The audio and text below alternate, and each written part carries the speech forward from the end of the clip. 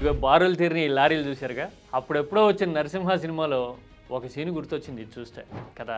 Yes, ఇదిగో ఈ 2 సీన్లు. ఈ టన్నుల కొద్దీ పేపర్ల ఇంపాక్ట్ ఎలా ఉంటుంది? గవర్నర్కి నివేదించడంతో అయిపోలేదు, అసలు యుద్ధం ముందే ఉంది అంటున్న జగన్ మాటలకు అర్థం ఏంటి? ఇంత చేసిన చంద్రబాబు నాయుడు గారి చర్మం మందం. ఈ సంతకాలు చూపించిన ఈ కార్యక్రమం ఇంతటితో ఆగిపోదు. ఇక్కడ నుంచి ఈ సంతకాలు కోర్టు గడప దాకా వెళ్తాయి. కోర్టులో రేపు అఫిడవిట్ కూడా ఫైల్ అవుతుంది. కోర్టు సంతకాలు అందుబాటులో ఉన్నాయి. ఎస్, ఈ డైలాగ్ చూశారు కదా. మరి ఈ ఇంపాక్ట్ ఏపీ రాజకీయాన్ని ఎలాగా చూపించబోతోంది, మార్చబోతోంది? మనకి నిజానికి గవర్నర్కి సంతకాలు అందించడం, వినతిపత్రం ఇవ్వడం, ప్రజల అభిప్రాయం ఇది అని చెప్పడం కేవలం మెడికల్ కాలేజీలకు సంబంధించిన వ్యవహారం మాత్రమే కాదు. ఇది ఓవరాల్ 2029 ఎజెండాకి పడిన పునాది. ఏపీ వర్సెస్ పీపీపీగా మారుతున్న రాజకీయాన్ని పట్టి చూపిస్తున్న ఘట్టం అని మనకి అర్థమవుతుంది. ఇప్పుడు ఓవర్ వ్యూలో చూస్తే పరిణామాలు చూద్దామా?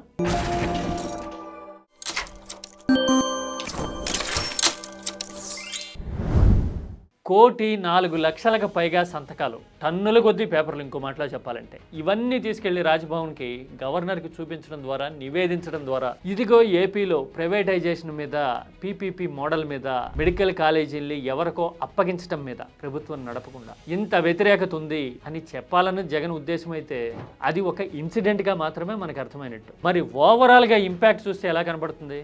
జగన్ పీపీపీ, ప్రైవేట్కి ప్రభుత్వ ఆస్తులు కట్టబెట్టడం అనే అంశాన్నే ఓవరాల్గా ఎజెండా చేస్తున్నారు. జనానికి అర్థమయ్యేలాగా పదే విభిన్న మార్గాల్లో ఆ అంశాన్ని జనానికి తెలియజెప్పడం ద్వారా అని మనకి ఓవర్ వ్యూలో, బర్డ్స్ ఐ వ్యూ అంటాం కదా, పైనుంచి చూడటం, అలా చూస్తే అర్థమవుతుంది. 1,00,000 సంతకాల సేకరణతో నెలల తరబడి ఎజెండా జనంలోకి వెళ్ళింది.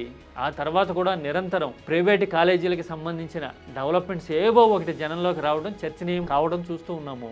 ఇప్పుడు పీపీపీ అనేది అన్ని రంగాలకి పాకుతూ ఉంది కదా. పోర్టుల చుట్టూ ఉన్న భూములు ఇచ్చేస్తామని చెప్పడం పీపీపీలో, ప్రతి రంగంలోనూ ఇప్పుడు ప్రైవేటు జోక్యం పీపీపీనే విధానం అని క్లెయిమ్ చేయడం చూస్తూ ఉన్నాం కదా. గవర్నమెంట్ ల్యాండ్, గవర్నమెంట్ బిల్డింగులు, government staff, government equipment, government జీతాలు, ప్రైవేట్ వానికి పేరు, మళ్ళా మోసం చేసేందుకు, డైవర్షన్ చేసేదానికి ఈయనకి ఏమంటాడు?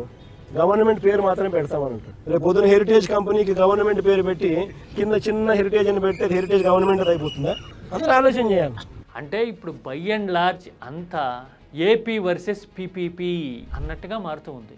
ఇది అసలు పాయింట్. ఓవరాల్ ఎజెండాని, టోన్ని సెట్ చేయడంలో జగన్ ఫౌండేషన్ వేశారు.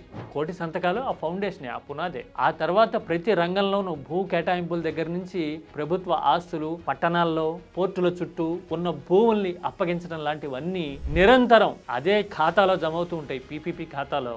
అప్పుడు ఏపీ వర్సెస్ పీపీపీ అనే మోడల్ జనానికి అర్థం కావటం ఉంటుంది. ప్రభుత్వం రాష్ట్ర ఆస్తుల్ని, ప్రజల సంపదని ప్రైవేట్ వ్యక్తులకి, ఎవరికో సెలెక్టివ్ పీపుల్కి ఇచ్చేస్తోంది అనే మాటని జగన్ అర్థమయ్యేలాగా తనదైన పంథాలో స్టెప్ బై స్టెప్, సినిమాలో అయితే రివీలింగ్ టెక్నిక్ అంటారు, అలా రివీలింగ్ టెక్నిక్తో చెప్పడం అనేది ఇప్పుడు రాజకీయాల్లో నడుస్తున్న చరిత్ర. అంటే 60 కోట్ల రూపాయలు సంవత్సరానికి ఒక్కొక్క మెడికల్ కాలేజ్ మీద జీతాల మీద అయ్యే ఖర్చు అంటే 2 ఏళ్ళకి కలిపితే 120 కోట్లు. అంటే 120 కోట్ల రూపాయలు చంద్రబాబు నాయుడు వాళ్ళకి ఇస్తున్నాడు. ప్రైవేట్ వాళ్ళకు కాలేజీలు, government land, government construction, government hospital, government స్టాఫ్తో వాళ్ళకి ఇవ్వడమే కాకుండా ఒక్కొక్కరికి మేలు చేస్తూ గవర్నమెంట్ జీతాలు కూడా వాళ్ళకి ఇస్తూ 2 ఏళ్ల పాటు గవర్నమెంట్ జీతాలు ఇస్తుందంట. అంటే సంవత్సరానికి 60 కోట్లు ఎదురిస్తున్నారు.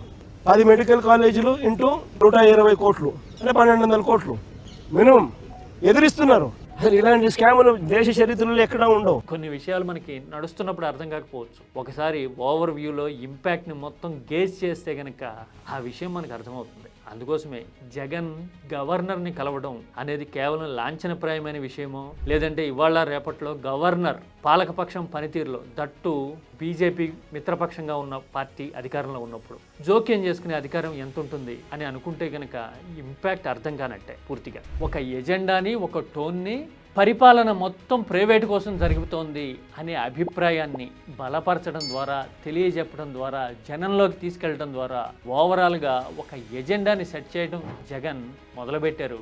దీనికి ప్రభుత్వం తీసుకుంటున్న నిర్ణయాలన్నిటితోనూ క్రమంగా బలం వస్తోంది.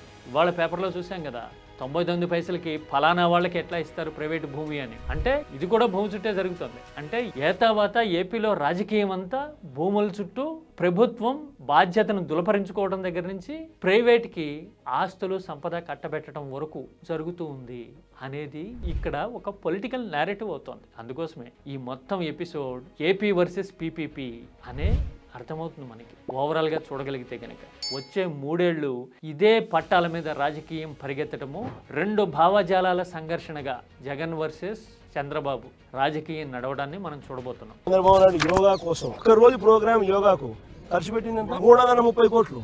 మీరేమంటారు? ఏపీ వర్సెస్ పీపీపీ ఫైట్లో పరిణామాలు ముందు ట్విస్టులు ఎలా ఉండబోతున్నాయి? గవర్నర్కి సంతకాలు సమర్పించిన తర్వాత 2029 ఎజెండాకి పునాది పడిందా? Please do share your opinion.